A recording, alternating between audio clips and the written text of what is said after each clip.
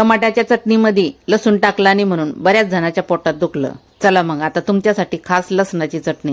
हिरवे टमाटे काळेभोर भाजून घ्यायचे. बघा बरं चटका लागतो. आता लसूण भाजून घ्यायचा, मिरच्या भाजून घ्यायच्या.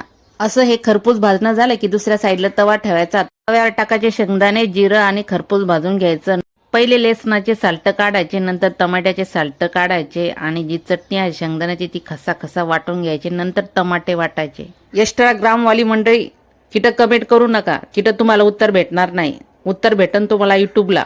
अशा ठिकाणी उत्तर भेटेल का जिथं बिनपगारी फुलाधिकारी. घरच्या खायच्या भाकरी बकरेवाळ्याच्या मामाच्या. बरे आता म्हणून कमेंट करायला युट्यूबला यावं लागेल. आता टाकायची कोथिंबीर.